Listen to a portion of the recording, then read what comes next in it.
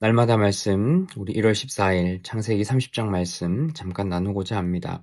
야곱은 어느 정도 가족을 이룬 후에 자신의 고향으로 돌아가겠다는 요구를 외삼촌이었던 라반에게 합니다. 라반은 야곱에게 품삯을 월급을 줄 테니까 나를 떠나지 말고 계속해서 가축들을 살펴줄 것을 요구하죠. 그러나 그 후로도 라반은 속이고 또 비열한 술책을 써서 야곱에게 정해진 또 약속한 돈을 주지 않습니다.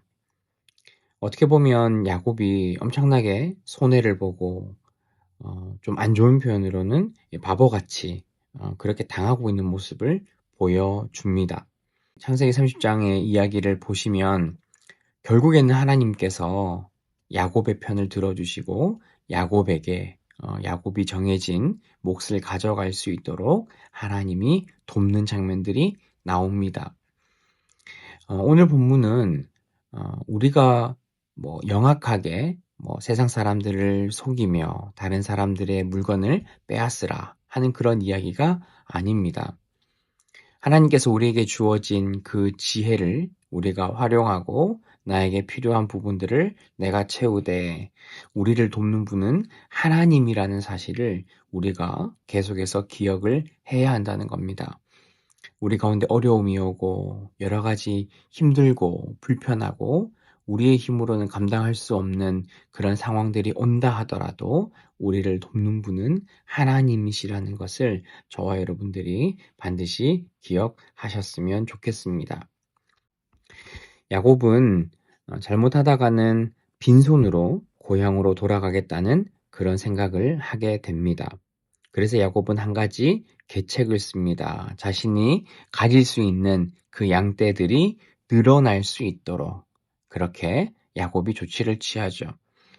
그런데 사실 이 방법은 전혀 과학적이거나 그렇게 한다고 해서 야곱이 얻을 수 있는 그 기대하는 그 양들을 가질 수 있는 상황은 아니었습니다.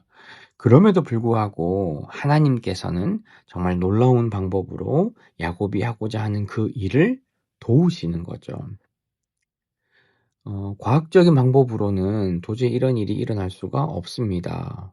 어떻게 껍질 먹인 그런 물을 마신다고 해서 양의 어떤 색깔이나 DNA가 바뀌는 것이 아닐 텐데도 불구하고 하나님께서는 놀라운 방법으로 야곱을 도우셨던 거죠.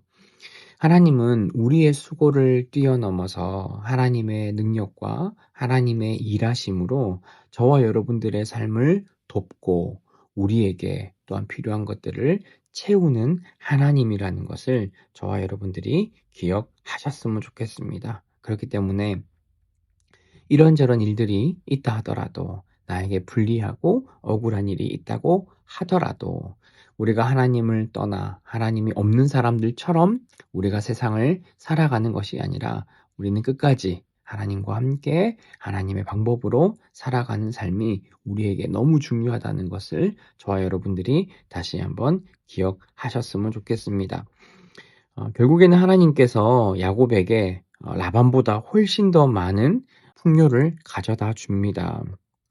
오히려 그 양들의 약한 것, 좋지 못한 양들이 라반의 것이 되었고 튼튼하고 많은 수의 양이 야곱의 것으로 바뀌게 되는 거죠.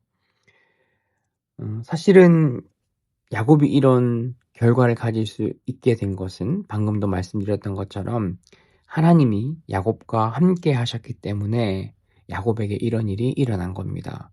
야곱이 능력이 많고 지식이 많고 그가 할 수 있는 일들이 많아서 라반의 그 양들을 빼앗아 온 것이 아니라 하나님의 지혜와 하나님의 능력으로 하나님의 일하심으로 야곱은 하나님의 복을 얻었다는 것을 저와 여러분들이 반드시 기억하셨으면 좋겠습니다.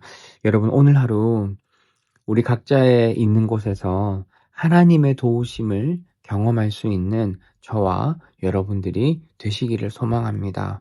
우리의 힘으로는 우리의 문제와 어려움들을 우리가 해결할 수 없습니다.